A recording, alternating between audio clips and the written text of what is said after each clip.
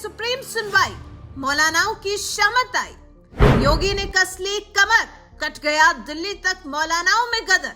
कपिल सिब्बल को मिला दो टूक जवाब। सुप्रीम कोर्ट ने किया वक्फ कानून को रद्द करने से इनकार। मौलानाओं से लेकर ओवैसी भाईजान में मच गया हाहाकार। योगी सरकार का बड़ा संदेश, अब न माफिया बचेगा न फर्जी वक्फ का खेल। जी हां, वक्फ कानून को लेकर देश में एक बार फिर सियासी बवाल मचा है, लेकिन इस बार बवाल किसी बयान या प्रदर्शन से नहीं, सीधे सुप्रीम कोर्ट के दरवाजे पर हुआ है। सुप्रीम कोर्ट में वक्फ एक्ट को चुनौती देने वाली एक दो नहीं बल्कि 73 याचिकाएं दायर की गई है। इन याचिकाओं पर सुनवाई के दौरान कोर्ट से जो बातें सामने आई, उसने मुस्लिम संगठनों और मौलानाओं की नींद उड़ा दी है। सबसे पहले जानते हैं कोर्ट में हुआ क्या।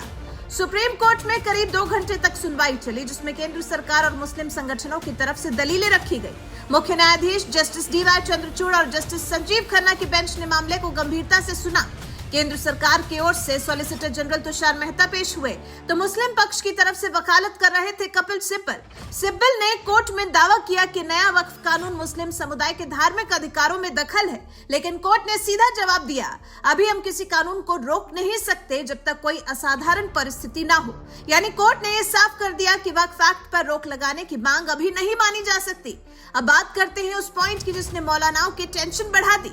नए कानून के मुताबिक अब किसी भी वक्फ प्रॉपर्टी को वैध मानने से पहले यह देखा जाएगा कि क्या उस जमीन का इस्तेमाल सच में धार्मिक गतिविधियों के लिए हो रहा है या सिर्फ कागजी खेल हो रहा है। वक्फ बाय यूजर यानी वो जमीन जो लंबे समय से धार्मिक कार्यों में इस्तेमाल हो रही है, अब उसे भी फिर से रजिस्ट्रेशन की प्रक्रिया से गुजरना होगा।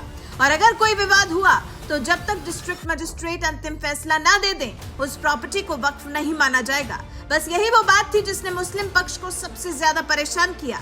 कपिल सिब्बल ने डीएम की भूमिका पर सवाल उठाए, लेकिन कोर्ट ने साफ कर दिया, नियम लागू है, डीएम प्रक्रिया जारी रख सकते हैं, लेकिन कोर्ट अंतरिम आदेश जारी कर सकता है। इस बीच जमीयत उलमाए हिंद के प्रमुख मौलाना अरशद मदनी का बयान सामने आया, जिसने एक नया विवाद खड़ा कर दिया।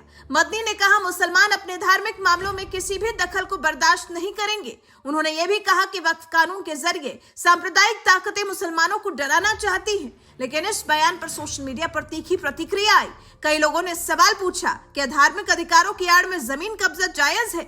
इस पूरी बहस के बीच एक और बड़ा एंगल सामने आया। पसमानदा मुसलमानों और मुस्लिम महिलाओं को नया कानून फायदा पहुंचा सकता है। अब तक वक्फ प्रॉपर्टी पर केवल कुछ चंद ट्रस्ट और प्रभावशाली मौलानाओं का नियंत्रण था, लेकिन नए कानून से यह सिस्टम पारदर्शी बनेगा और पसमानदा तबके को भी बराबरी से हक मिलेगा। यही कारण है कि कुछ मौलाना इस बदलाव से बेचैन है, क्योंकि अगर हर प्रॉपर्टी की जांच और रजिस्ट्रेशन अनिवार्य हो गया तो पुराने घपले सामने आ सकते हैं और साथ ही उनकी सत्ता भी हिल सकती है।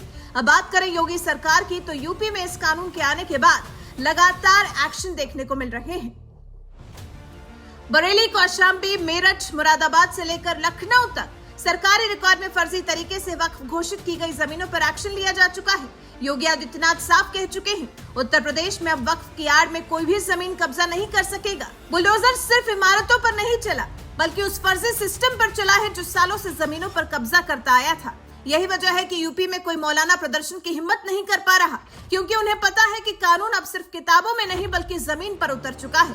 अब निगाहें टिकी हैं सुप्रीम कोर्ट के अंतिम फैसले पर। क्या 73 याचिकाओं पर सुनवाई के बाद वक्फ कानून में बदलाव होगा, या फिर जो बदलाव सरकार ने किया है वही आगे की राह तय करेगा? आपका क्या मानना है? क्या वक्फ के नाम पर चल रही धांधली अब खत्म होगी? क्या नया कानून पसमानदा मुसलमानों के लिए उम्मीद की किरण बन सकता है? कमेंट करके जरूर बताएं और वीडियो को ज्यादा से ज्यादा शेयर करें ताकि हर कोई सच्चाई जान सके।